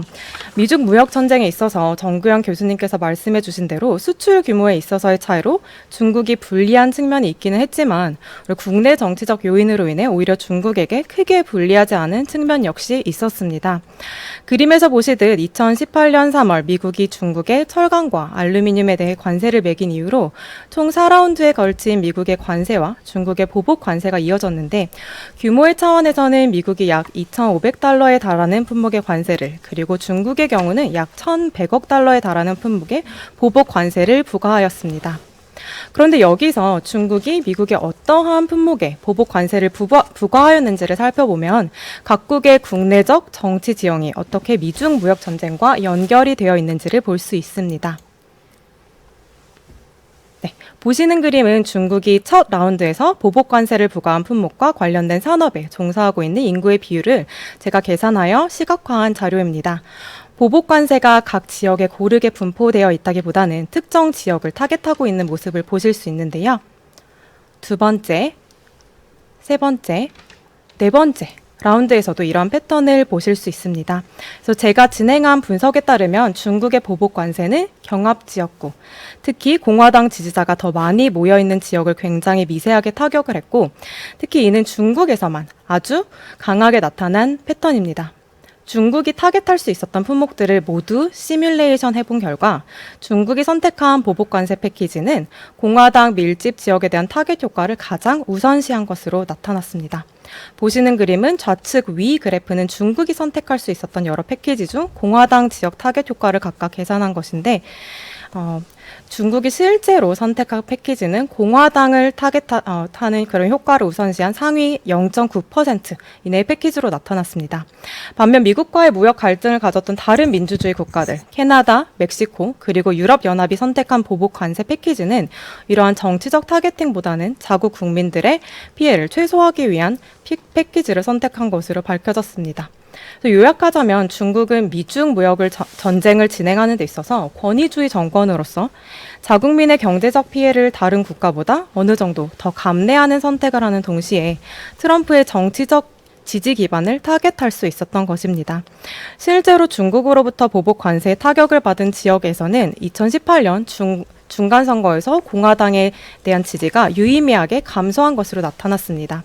또한 최근 연구에 따르면 트럼프가 보복 관세 피해에 대한 제공한 보상금은 공화당의 지지를 끌어올리는데 거의 효과가 없는 것으로 나타났습니다. 이는 미중 무역 전쟁을 진행하는 데 있어서 미국이 국내 정치적 요인으로 인해 취약한 점이 있다는 것을 보여주는 하나의 근거입니다. 그러면 다시 기술 경쟁의 논의로 돌아가서 보면 바이든이 추진하고자 하는 대규모 시인산업 정책을 보면 무역 전쟁의 연속이라기보다는 또 하나의 다른 국내 정치적 별개의 이슈로서 미국의 국내 정치적 지형에서 민주당이 선택할 수 있는 하나의 정책 패키지로 보는 것도 가능할 수 있습니다. 바이든은 현재 미중 무역 전쟁에서 아직까지는 약한 협상 포지션을 보일 수 없기 때문에 그렇게 쉽게 양보를 할 수 있는 상황도 그렇다고 더욱 미중 무역 전쟁을 확대할 수 있는 상황이 아닙니다. 하지만 팬데믹으로 인해 드러난 글로벌 공급망의 취약성은 미국 산업에 대한 정부 지원을 정당화할 수 있는 근거가 될 수 있습니다. 특히 오늘 말씀해 주신 그 보고서와 함께 상원에서 The US Innovation and Competition Act라는 반도체 그리고 기타 산업 지원 법안에 대한 논의를 보면 이 이슈가 민주당과 공화당을 모두 엮을 수 있는 정말 몇 안 되는 이슈인 중국과 관련되었기 때문에 일부 공화당원의 반대에도 불구하고 상원에서 통과될 수 있었습니다. 약 65대 한 35 정도 표로 통과되었기 때문에 마지막 버전 역시 어느 정도 반대가 있었다고 볼 수 있는데요. 문제는 6월에 바이파티산 서포트를 받아서 상원에서 법안이 통과되었지만 이후 여전히 하원에서는 이 법안에 대한 논의가 시작되지 못했고 바이든 행정부와 상원에서 하원 통과를 위해 여러 노력을 하고 있는 것으로 알려져 있습니다.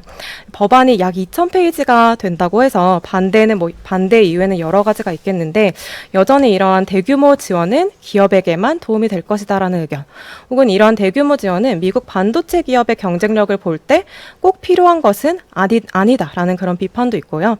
또 중국은 이 법안이 통과됐을 경우 반드시 미국 경제, 미국 기업에 타격이 갈 수 있도록 보복을 할 것이다라는 목소리를 높이고 있고 미국 기업들에게 오히려 정부에 로비를 하도록 압력을 하고 있다고도 알려져 있습니다.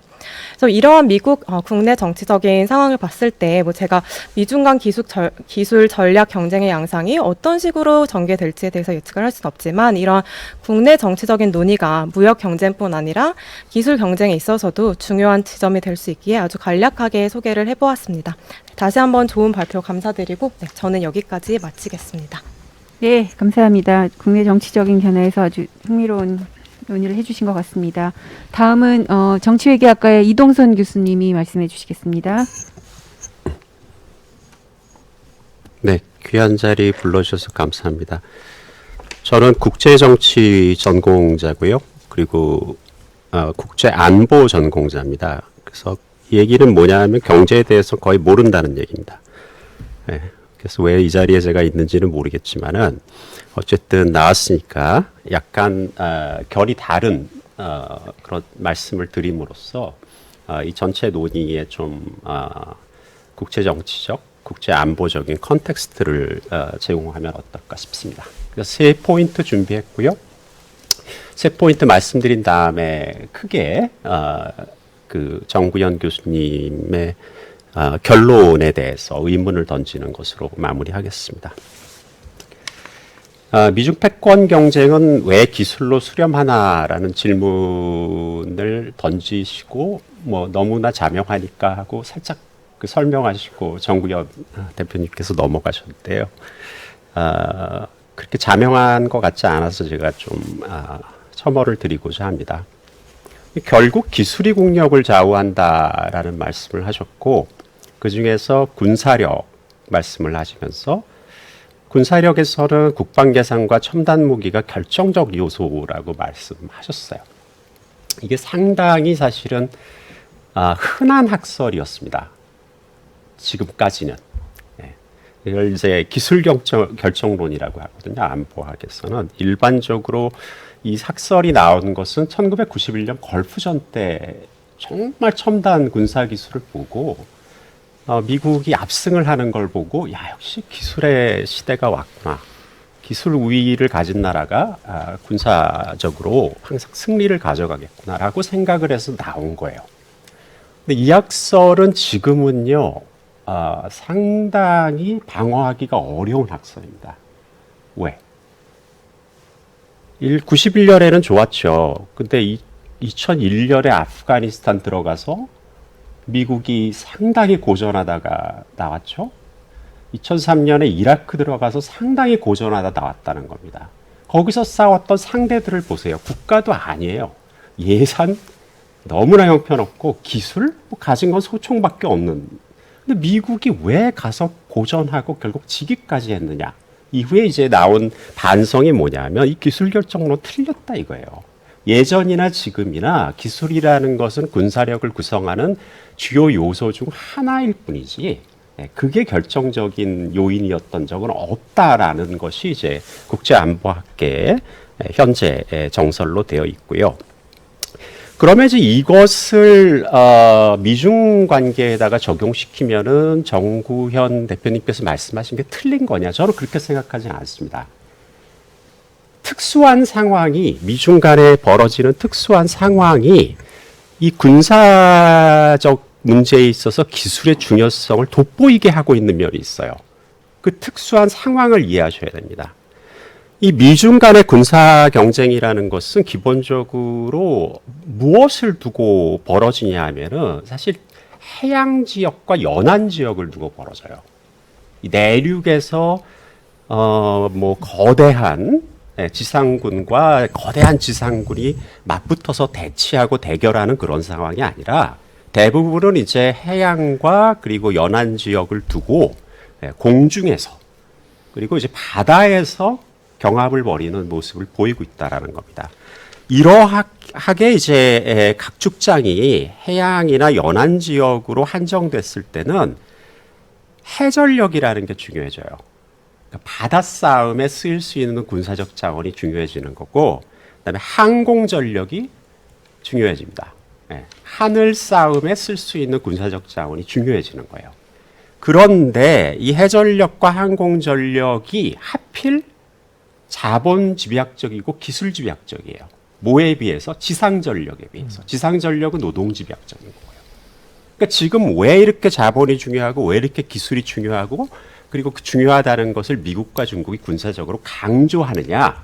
그거는 원래 군사적으로 기술이 결정적으로 중요했기 때문이 아니라 미중이 하필 지금 경합하고 있는 경쟁의 장이 해양과 연안이고 그래서 그들이 해외 전력과 항공 전력을 중시하기 때문에 나타나는 현상이다라는 것을 처음 말씀드리고 싶습니다. 두 번째 포인트를 이제 말씀을 드리면요.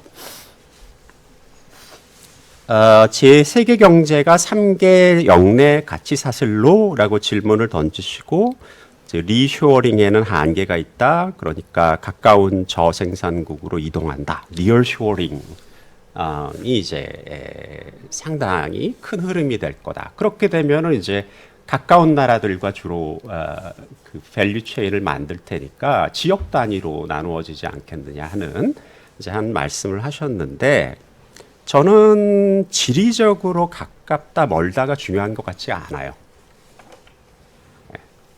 뭐가 중요하다고 생각을 하냐면 정치적으로 가까운가 뭔가가 중요한 것 같아요. 지금.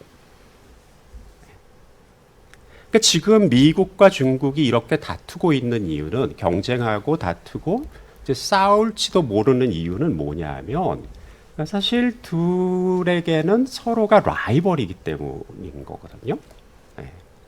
왜냐하면 둘을 서로 해칠 수 있는 나라가 둘밖에 없으니까. 근데 이런 강대국들은요, 대부분 세력권을 가지려고 한단 말입니다. 그러니까 자기를 따르는 자기보다는 약한 국가들을 두려고 해요. 냉전 시대 소련과 미국이 거느렸던 세력권 한번 생각해 보시면 되겠습니다. 그걸 이제 뭐 정치적으로는 안보 블락이라고 얘기하기도 한단 말입니다. 그럼 지금은 미국은 뭘 하고 싶은 거냐 하면은 의존을 할 때 하더라도 자기를 정치적으로 따르는 국가들에게만 의존하고 싶은 거예요. 중국은 따르질 않으니까 리스크가 크다고 생각해서 의존을 안 하는 거고. 그러니까 지금 미국이 멕시코로 생산 기지를 이동하는 거는 멕시코가 지리적으로 가까워서이기도 하겠지만은 멕시코가 미국을 잘 따르는 나라입니다. 생각해 보십시오. 쿠바도 아무리 가깝지만 쿠바로 미국이 생산 기지를 옮기겠습니까? 베네수엘라로 옮기겠습니까? 아무리 멀더라도 필리핀이나 호주에 차라리 생산 기지를 옮기고 싶겠죠. 왜? 정치적으로 가까우니까. 이런 정치 논리가 사실은 지리적인 그런 그 가까움과 먼 것보다 더 중요하다는 저의 논리를 받아들이시면 그러면 사실 지역 단위로 재편될 가능성은 상당히 적어요. 왜 적으냐 하면은 제가 가지고 있는 그 얄팍한 지식으로 경제학 쪽에서는 그 그래비티 모델이라 그래서 가까이 있는 나라들하고 무역을 많이 하고 가까이 경제적으로 교류 협력한다라는 얘기들을 하시는데 정치에선 정반대예요. 정치적으로 항상 거의 대부분 이웃 나라와는 사이가 안 좋게 돼 있습니다. 왜? 오래 같이 살다 보니까 영토 문제 있죠. 그 다음에 역사 문제 있죠. 네. 그 다음에 뭐 여러 가지 문화 문제 같은 것도 나타나기 마련입니다. 우리가 일본하고 사이가 안 좋은 게 바로 그런 거죠. 중국이 일본하고 사이가 안 좋은 게 바로 그런 거죠. 근데 미국은 재미있게도 이제는 미국은 주변 나라들과 영토 문제가 없어요. 문화 문제, 역사 문제 다 지워졌습니다. 왜? 그냥 캐나다와 그리고 중남미의 대부분 나라 다 미국을 리더로 받아들이기 시작을 했거든요. 사실 오래됐습니다. 20년대 초부터. 그런데 동아시아를 한번 보면 중국의 주변에 있는 나라는 중국과 시비가 안 걸려 있는 나라들이 별로 없어요. 그러면 중국과 지리적으로는 가깝지만은 중국과 정치적으로는 불편할 수 있는 이 나라들에게 중국이 믿고 안전하게 의존을 할 수 있겠는가? 제가 생각할 때 그거는 어렵다고 봅니다.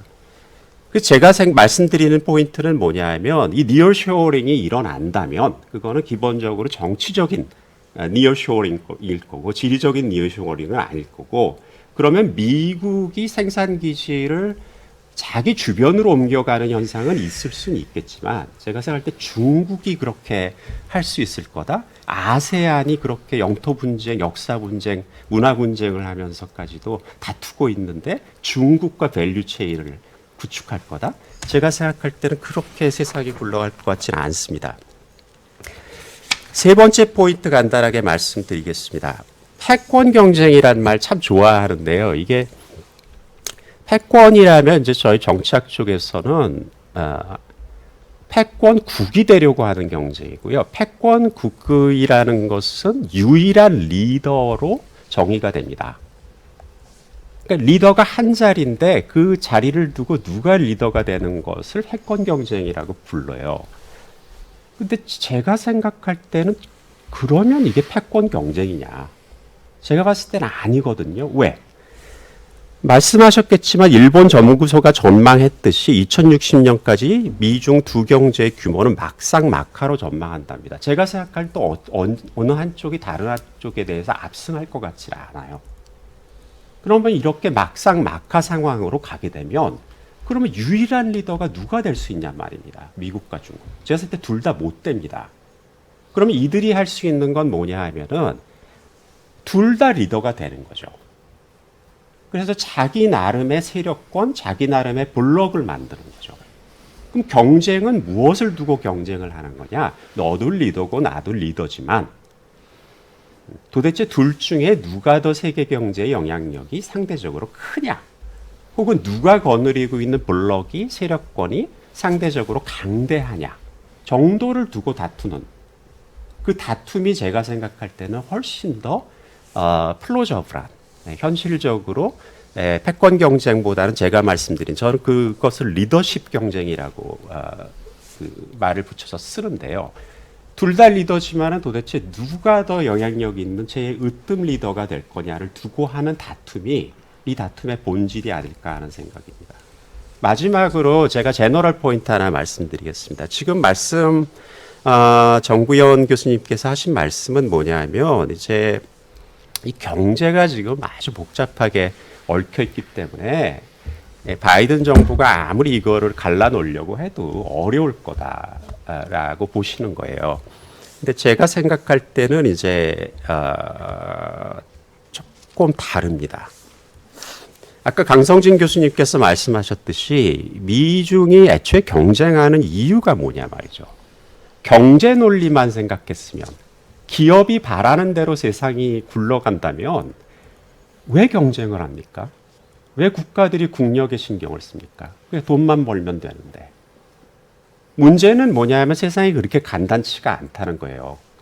그렇게 경제 논리가 지배하기에는 국가들이 무시 못하는 안보 논리, 정치 논리가 있다는 거죠. 그리고 그게 강력한 경제 논리에도 불구하고 고개를 들 수 있다는 거, 그만큼 그것이 정말 강력한 안보 논리와 경제 논리가 강력한 추세라고 말씀을 드리는 겁니다. 그럼 안보 논리 구체적으로 뭐냐? 의존 취약성. 의존 취약한 거를 왜 걱정합니까? 국제정치학 쪽에서는 안보를 걱정하니까 의존 취약성을 걱정하는 거예요. 국력을 왜 신경 씁니까? 제가 생각할 때는 경제 논리뿐만이 아니라 안보를 생각하니까 남보다 우리가 강하고 싶으니까 국력을 신경을 쓰는 겁니다. 그러니까 지금 안보 논리라는 것이 정구현 대표님께서도 너무나 자연스러운 것처럼 그거 중요하지 당연히 라고 받아들이시는 것처럼 이미 그렇게 중요해진 상태라는 겁니다. 근데 제가 여기서 말씀드리고 싶은 포인트는 뭐냐면 미래를 보면요. 자, 이제 안보 경쟁은 시작입니다. 미중 간에. 이제 막 시작했어요. 앞으로 점점 치열해질 겁니다. 그러면은 이런 상황에서 이 글로벌 밸류 체인이라는 게 정말 버텨낼 수가 있을 것이냐. 제가 생각할 때는 버텨내기가 어려울 거예요. 그 이유가 첫 번째 뭐냐면 바이든 대통령이 이래라 저래라 하면은 구글이 말을 안 듣죠. 기업이 말을 안 듣죠. 당연히 듣기가 싫겠죠. 근데 그게 유일한 게 아니라는 겁니다. 미중이 다투면 그들 간의 국제적인 위기가 잦아지거든요. 예를 들면 대만 해협에서. 그다음에 전쟁 위험성도 커지거든요. 실제로 싸울 수도 있거든요. 이게 기업들한테 국민 경제에 지정학적인 리스크로 작용을 하는 거예요. 그럼 기업들이 과연 이 국제적 지정학적인 문제 때문에 자기가 협력하고 있는 파트너와 강제로 경제교류 협력을 중단당할 위험이, 정부가 개입하지 않더라도 그냥 불가항력적으로 국제정치 상황 때문에 그런 리스크가 크다라고 생각하는데 계속 그거를 무시하면서 언제까지 갈 수 있을 거냐. 그 리스크뿐만이 아닙니다. 미중 지금 경쟁 지금 시작인데 양국 국민들이 서로를 제일 싫어하죠. 그러면 앞으로 이렇게 치열해지는 지정학적 경쟁 속에서 양국 국민이 서로를 정말 싫어한다면 기업들이 그러한 반중 반미적인 여론, 선호를 정말 언제까지 무시할 수 있을 것이냐. 제가 생각할 때는 지정학적으로 양국이 다퉈가고 싸워가고 경쟁이 점점 치열해질수록 이런 리스크는 점점 커질 거고, 그러면 제가 생각할 때 기업이나 국가 경제나 적응할 수밖에 없다라고 생각을 합니다. 그러니까 지금 우리가 지정학적 경쟁에 초입이 있어서 아직도 바이든만을 아직 듣지 않고 있지 않느냐. 맞죠. 근데 미래를 볼 때는 조금 멀리 내다봐야 되는데 지금 추세처럼 안보 논리가 점점 지배하는 추세로 간다면, 그러면 제가 생각할 때는 기업들도 이제 그 안보 리스크, 지정학적 리스크, 국제경제적 리스크 때문에 결국은 그들 이익을 위해서, 그들이 돈을 벌기 위해서라도 적응하는 시기가 상당히 오지 않을까라는 생각이 듭니다. 그래서 제가 말씀드리는 건 그러면 이제 이게 다 분해될 거냐? 거기까지 말씀드리는 건 아니고요. 정구현 대표님께서 생각하시는 것보다는 상당히 많이 약해지지 않겠나 하는 그런 문외한으로서의 좀 그 말씀을 한번 견해를 들려드립니다. 경청해 주셔서 감사합니다. 네, 감사합니다. 원래 문혜안이 제일 까다롭게 말씀하시는 건 아시죠? 네, 아까 나오시지 않는 것 중에 좋은 포인트 중에 하나가 얼라이 쇼어링이라는 부분들에 대해서도 경제학자들도 많이 말씀하는 걸로 압니다. 그 이윤균 교수님 한 말씀 하시겠습니까? 질문이나? 이제 채 10분도 남지 네, 않았는데. 소장님, 예, 참 짧게 말씀하시고 아니, 우리 저 정구현 회장님한테 문의안 말씀드리겠습니다. 중에 문화에는 제가 얘기하는 것보다는 정구현 대표님 의견을 한번 들어보는 게 더 좋을 것 같습니다. 그러겠습니까? 네, 네. 회장님. 네, 아주 재밌는 또 상당히 날카로운 그 분석을 해주셔서 감사합니다. 먼저 그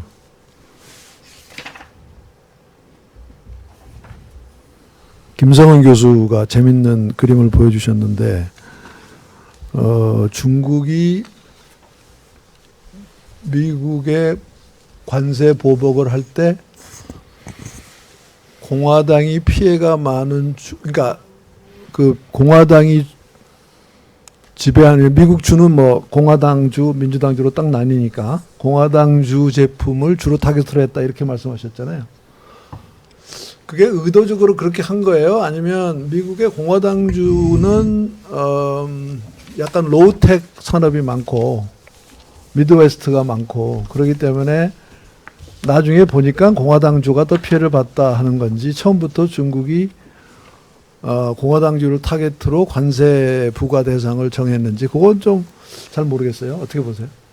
네, 그 점이 사실 중국에서 스스로 우리가 진짜 그 공화당 지역을 타겟했다라고 밝히고 있진 않죠. 왜냐하면 밝히게 되면은 그 다른 나라의 선거에 간섭하게 되는 게 있으니까. 그래서 중국에서도 어떤 사람은 우리가 이렇게 좀 도메스틱하게 좀 공격을 할 거다라고 하고 또 외무부에서는 또 아니다라고 얘기를 하는데, 그래서 제가 중국이 타격할 수 있는 품목들이 되게 여러 가지가 있잖아요. 그 중에서 가상으로 시뮬레이션을 여러 가지를 다 해봤는데 충분히 공화당을 타격하지 않고 자신들의 그런 경제적인 코스트를 줄일 수 있는 패키지들이 훨씬 더 많았는데 그것을 선택하지 않고 공화당을 타겟으로 했다. 타겟하게 된 굉장히 강한 그런 근거가 있습니다. 네. 굉장히 재미있는 분석이었습니다. 예. 그다음에 이동성 교수님 네 가지 말씀하셨는데요.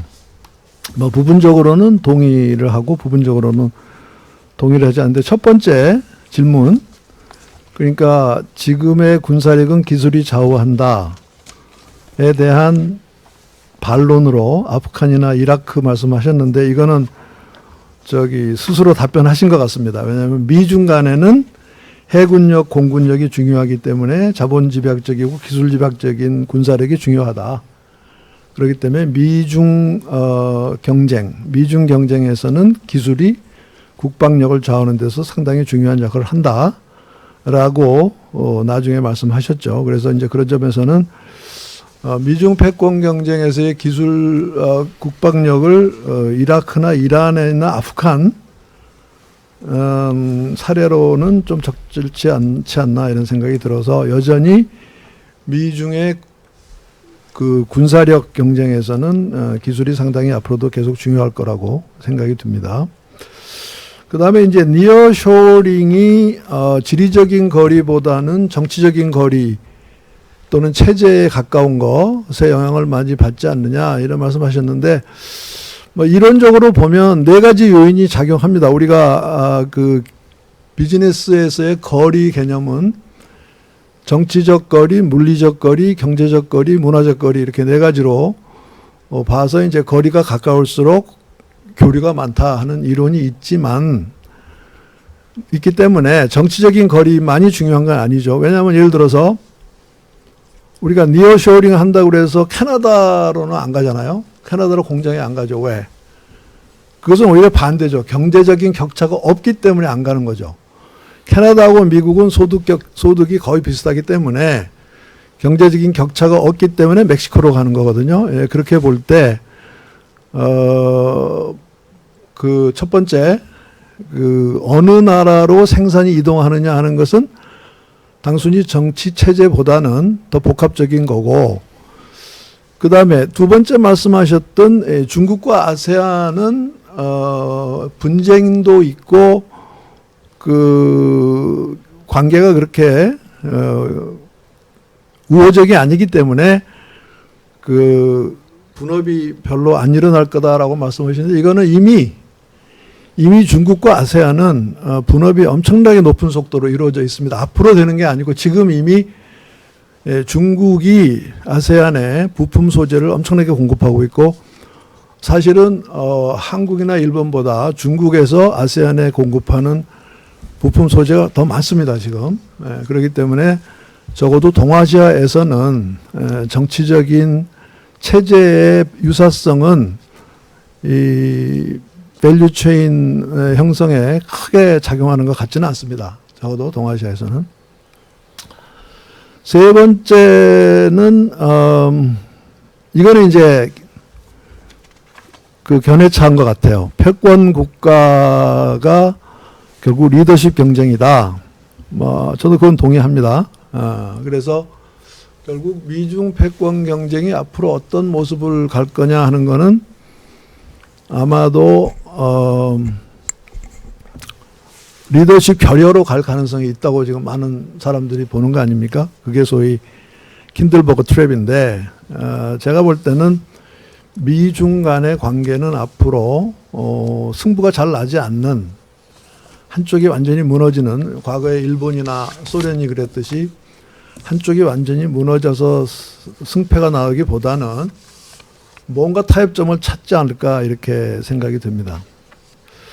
그 다음에 이제 마지막 포인트가 제일 재밌는데 이거는 이 논쟁은 그러니까 네이션 스테이트와 기업의 그 관계 이거는 뭐 1970년대 초처럼 소위 주권이 위기다. 뭐 그 당시에 그 소브런티 앳 베이라는 책도 있었습니다만 주권이 궁지에 몰릴 때도 있고 주권이 다시 힘을 발휘할 때도 있기 때문에 과연 앞으로 미래에 있어서 국가와 기업 간의 힘의 균형이 어떻게 되느냐. 정치학 하시는 분은 당연히 안보가 중요하다고 주장하실 것 같고 제가 볼 때는 지금 현재 세계 경제의 80%의 자원은 기업이 갖고 있습니다. 기업이 갖고 있기 때문에 근데 기업들은 미국 기업들도 우리가 얘기를 해보면 겉으로 안 나서려고 그래요. 왜? 우리나라 기업도 그러잖아요. 정부에 밑보면은 이익 될 게 없거든요. 그래서 미국의 기업들도 겉으로 절대 안 나타납니다. 특히나 뭐 미국 정부의 정책에 반하거나 말을 안 듣는 모습을 보이면 절대 안 되지만 기업이 추구하는 이익이라는 것도 굉장한 거거든요. 그렇게 볼 때 이제 앞으로 미중 관계가 어떻게 될 거냐 하는 거는 이거는 진짜 두고 볼 아주 재밌는 이슈라고 생각이 됩니다. 그 주권과 기업 이윤이 어떻게 생각하면 뭔 소리야. 주권이 더 중요하지. 기업 이윤이 왜 중요해. 이렇게 얘기할 수도 있지만 사실은 두고 봐야 된다고 저는 봅니다. 이거는 굉장히 재밌는 포인트라고 생각합니다. 감사합니다. 네, 감사합니다. 오늘 저 7차 저희 고려대학교 정경대학 4개 연구소 합동 심포지움에서는 그 미중 패권 경쟁 그리고 또 4차 산업혁명 또 팬데믹 이런 걸 아우르면서 생긴 글로벌 공급망에 대해서 다양한 시각에서 살펴보는 기회를 가졌습니다. 이렇게 시간 내주셔서 좋은 발표를 해주신 우리 정구현 회장님께 굉장히 감사드리고요. 또 저희에게 좋은 그 서포트를 해주시는 경제연구소의 강성진 소장님께 대단히 감사드리고 또 행사 준비를 해주신 이은균 소장님께도 이 자리를 빌려서 감사를 드리면서 오늘 이 심포지움을 마치도록 하겠습니다. 참여해 주셔서 대단히 감사합니다.